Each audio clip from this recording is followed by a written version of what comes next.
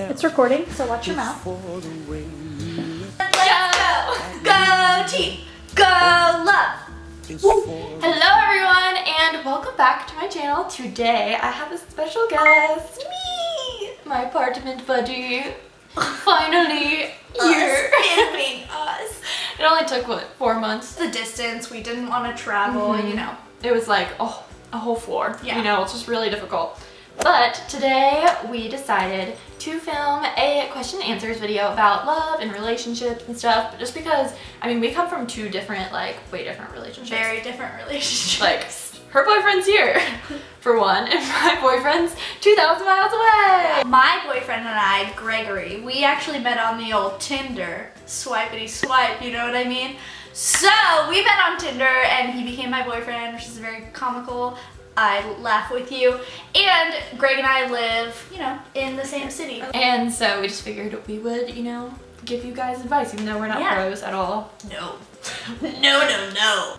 Okay. I'm no longer a beauty guru, I am a love guru. Okay. Okay, Are you ready for this? ready. I'm gonna start off with this question from Deanna Stewardson. Okay. And she says, how do you two define love? Oh. Mainly just because I want to hear it used. I know. Because I define love as like donuts and Mexican food. Just kidding. Yeah. Samantha asked, what are your tips for being over the feeling of being lonely after a breakup? And this one I have plenty of expertise in because my friend literally got my ass out of bed and was like, we're gonna go out tonight. Like, I know you're sad. This is literally the day of. And she's like, don't care. Let's go. Like, you don't have time to be sad. So as long as you keep yourself busy, it's like the best way to keep yourself from like feeling lonely because you don't have time to think about it. You know what I mean? No, definitely. And I think too, it's like, it depends on, I don't know, there's two ways that breakups go. Like, you're either like very sad about it or you want him back, or like you're sad about it but like deep down happy it's over. You know what I mean? So whenever I'm like sad that it's over, I'm like, you know what? I'm going out. I'm getting hot. I'm gonna post this selfie. You're about to regret this. Like Taylor Swift. Yeah, T Swift all up in that. I listen to a lot of Nicki though too. Yeah, I mean, duh. Who doesn't listen to Nicki Minaj? Elena Renee asked, how do you stay pure when we live in a sex culture? And I actually think this is a very good question because it's your opinion or your choice if you want to, you know, stay pure. It's a lot of reasoning behind it. I don't think stay pure because that makes it sound like we're dirty if we partake. That's true. Okay. This is like this brings me to abstinent. like slut shaming where it's like you're dirty if you have sex and I'm like, what? I guess the proper word would just be abstinent in a sex culture. And that one I would just say like, you know what you want and like don't let other people like influence like your opinion. Like, yeah, everything's sexual everywhere you look, but like, you know your morals, you know what you want. So just like focus on that. Find the people that like understand that, especially like in a relationship. Don't have a boyfriend that like forces you to do stuff. Like, No, yeah, I think it's about like surrounding yourself with like-minded people. Otherwise you can't go into it being like, oh, well, like even though he doesn't believe this, like he's gonna respect me. Like, best of luck with that, but you're better off finding someone who has your sense of thought. morals. Elena asked again, how do you not hate your ex? Girl, I hate all of them. Don't ask me. I think it's just, if you have like a good reason to dislike them, then you have that reasoning. But I mean, like, if you're still friends with them, then like don't hate them just to hate them because they broke up with you or you broke up with them. That's silly. Why? If you're hating them just because he broke up with you, probably weren't mature enough for that relationship, you know? See, I hate my boyfriends because they're just losers. Wasted my time. Okie dokie. So the next question comes from Maha, and she says, how can you spot the difference between a fuckboy and an actual nice guy at a bar or just out in general? Okay, something my guy friends taught me. You might be able to agree with this. A guy is never gonna meet his like future girlfriend at a bar. Like, they're never like, oh, can't wait to meet my girlfriend here. All my guy friends have always told me that. Like, they're like, if you meet a guy at a bar, no. That's true. They're there for a good time. Yep.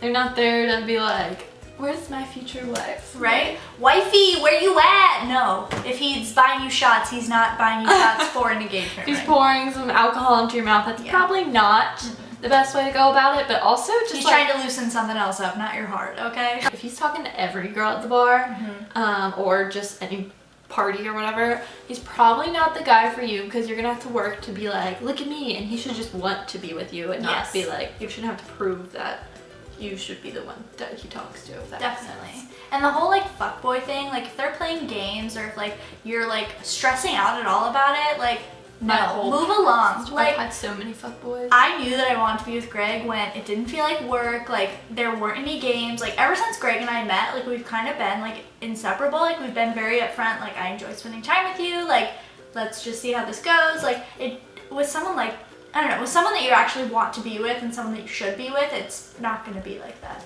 Leslie asks, pizza or boys? Is it pizza or Greg or pizza or boys? Because if pizza or boys, pizza. But pizza or Greg. I told Greg before I would give up pizza for him. I probably would choose my boyfriend over pizza, but if it's Mexican food, then sorry, Spence. You're talking cheese dip? I love me some cheese dip. Talking guac, then sorry, boys. Oh my god. Mary Duvall asks, what was your first dating experience? In my first date, what was my first date?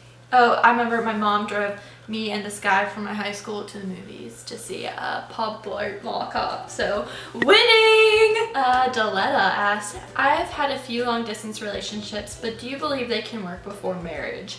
And I feel like I can attest to that they can work because, I mean, we're not married obviously, but I definitely think they can work.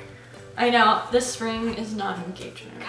Had me fooled. I know, but I mean, I know a lot of people that have been in long distance relationship. There's this one proposal on YouTube that these people were in long distance relationship for like 2 or 3 years, and they haven't been together, but like obviously once they got engaged, they like figured that stuff out. But I think they can work. Like if you make time for the person and you know like the time apart is like nothing compared to the time that you have together and you like worship that time, then I think it can.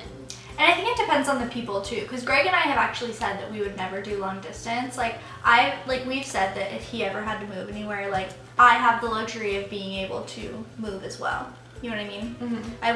I just know me personally, and you know me, that I could not do long distance. I'm surprised I could do it, but well, I give Sarah props honestly probably like 2 or 3 times a week. I'm always like, I don't know, snaps to you, like crazy, but I do it. And it's also like, yeah, it does definitely take two people that are very independent.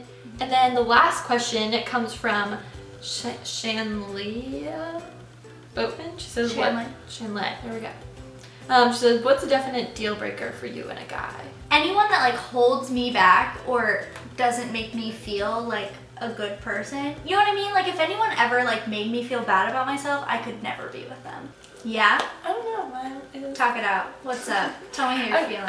What are you meaning to me? So that wraps up this Q&A. If you guys want some more videos with Marissa, request them in the down bar, like something we could do. We could do challenges. We can do all the cool things that people are doing these days. And be sure to check out her channel. We did a part 2 on her channel, same kind of thing, but just more questions from you guys. And thumbs up this video for cute dogs. For cute ponies! And friends. Thumbs up. I hope you guys enjoyed this. Until next time, I will talk to y'all later. Bye.